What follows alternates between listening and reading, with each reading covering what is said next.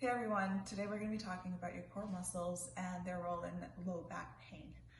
Your core muscles include all of your abdominal muscles and they wrap all the way around your body like a corset.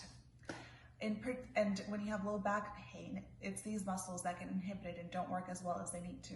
In particular, your transverse abdominis. This is a deep core muscle that is involved in stabilizing your lower back. So I'm going to be running through some exercises today about recruiting your core and relearning that motor pattern. So when you go to do something that's functional, like rolling over in bed, getting from a sit to stand position, anything that causes you low back pain, or even leaning over the sink to brush your teeth, anything that causes you low back pain, you can recruit your core muscles to kind of redistribute the load and get those muscles working again so that you're not in as much pain as you normally would be. So these are just some exercises to kind of relearn to recruit your muscles and help reduce the low back pain with some functional activities. Now, it takes a little bit of time to get this concept wrapped around your head. I know it took me a while, but practice makes perfect, and so I'm going to teach you some key points to keep going with it.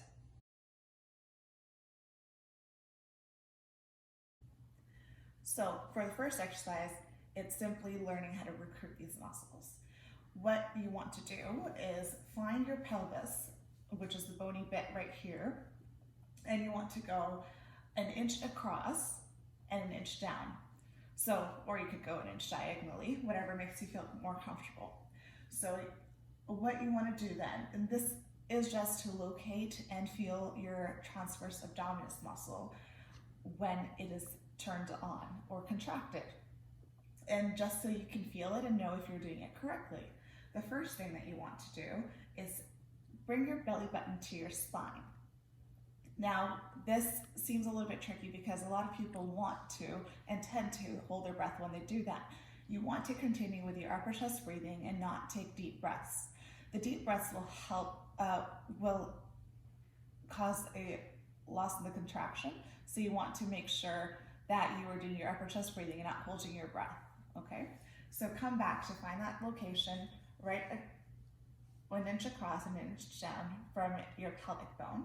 Now you're going to tuck your belly button to your spine and you should be able to feel the contraction underneath your finger. That's how you know you're doing it correctly. Now the goal isn't to hold and brace your whole body. It's a very subtle contraction. So you should be able to just feel it very subtly underneath your fingers. Okay, so I'm going to do it one more time and you won't be able to see a whole lot except for maybe my tummy go down. So try it again and try to flatten your spine as you do it.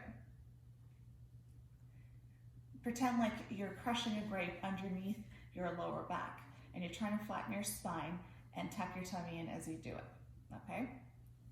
Once you've got that down pat, the way to progress this exercise is to then do what we call a bent knee fallout.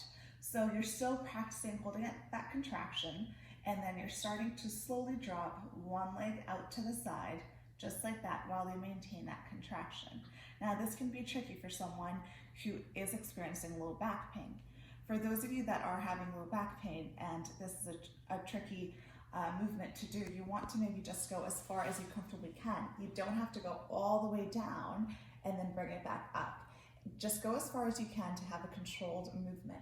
So if you're only able to go this far with a contraction and then bring it back up, then so be it. Work on getting it a little bit further each time.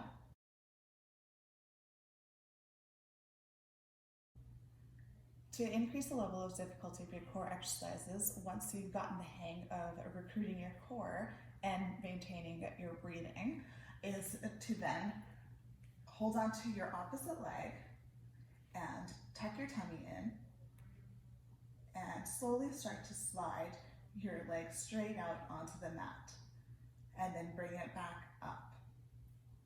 And this is 1 repetition. So this is a good way to progress your core exercises.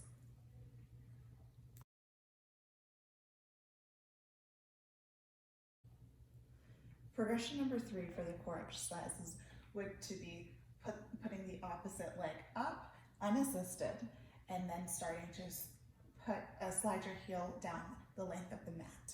So this is a little bit more challenging as you have to hold the opposite leg up as well. And so one heel slide would be 1 repetition. If you found the video helpful or would like to see a particular topic done, please don't hesitate to comment below and let us know what you think.